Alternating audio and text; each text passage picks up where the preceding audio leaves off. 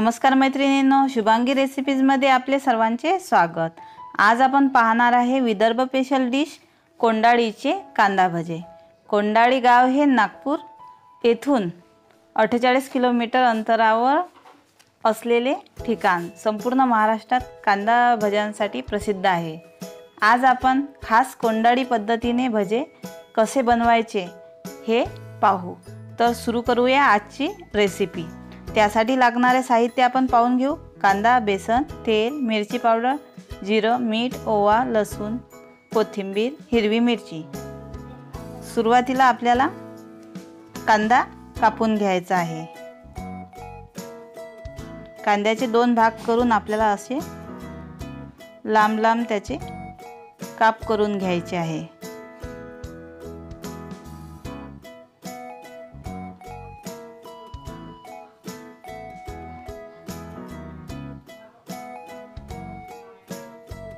अशा पद्धतीने आपल्याला कांदा कापून घ्यायचा आहे। मी 3 ते 4 कांदे घेतलेले आहे आणि ते आपल्याला हाताने असा वेगवेगळा करायचा आहे।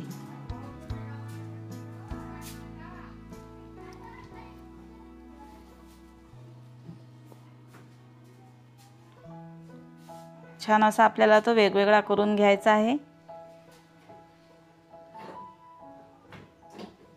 मोकळा मोकळा आपला हा असा कांदा झालेला आहे। यामध्ये आपण आता साहित्य टाकून घेऊ। आपण यामध्ये लसूण आणि जिऱ्याची पेस्ट टाकू। त्यानंतर हिरव्या मिरचीची पेस्ट टाकून घेऊ। तसेच ओवा सुद्धा घ्यायचा आहे। त्यानंतर अर्धा चम्मच मी हळद घातली आहे। थोडीशी लाल मिरची पावडर घालायची आहे। कोथिंबीर घालायची आहे। चवीनुसार आपल्याला त्यामध्ये मीठ घालायचे आहे। हे सर्व आपल्याला व्यवस्थित मिक्स करून घ्यायचे आहे। हे सगळं हाताने आपल्याला मिक्स करून घ्यायचे आहे। यामध्ये आपल्याला पाणी अजिबात घालायचे नाही। मिठामुळे आपल्या कांद्याला तसेच पाणी सुटेल। आता यामध्ये आपण थोडे थोडे बेसन टाकून घेऊ।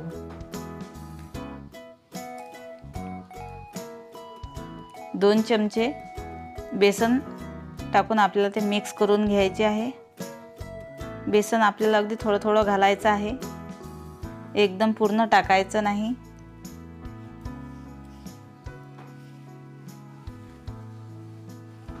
आणखी 1 चम्मच मी बेसन घातले आहे। पुन्हा ते मिक्स करून घेऊ। आणखी 1 चम्मच टाकले आहे।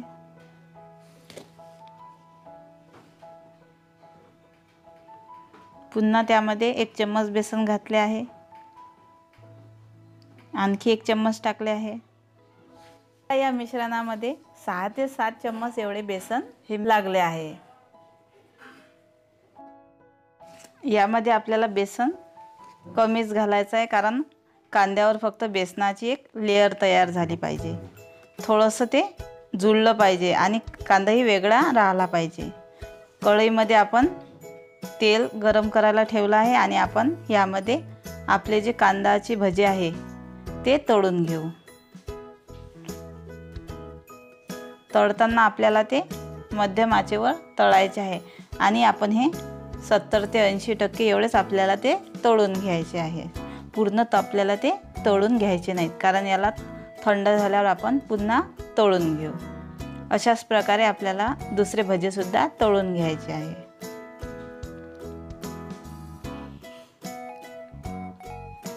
हे पहा, हे 70-80% आपले भजे तयार झाले आहेत। आता आपली ही भजी थंड झाली आहे आणि याला पुन्हा आपण तळून घेऊ। आता आपल्याला ही भजी व्यवस्थित अशी लालसर रंगावर कुरकुरीत अशी तळून घ्यायची आहे। छान कलर येईपर्यंत आपल्याला ते तळून घ्यायचे आहे।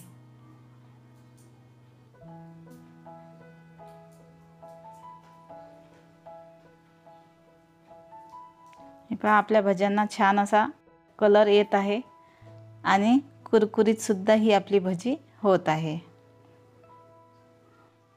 अशाच पद्धतीने आपल्याला बाकीचे भजे सुद्धा तळून घ्यायचे आहेत। हे पहा, आपली छान अशी कांदा भजी तयार झाली आहेत.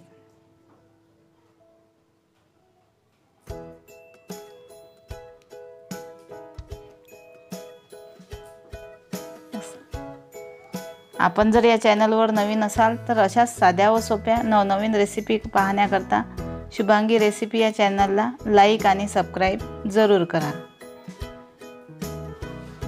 काय झालं आता सांगा. काय पाहिजे म्हणून चुकते का बाई?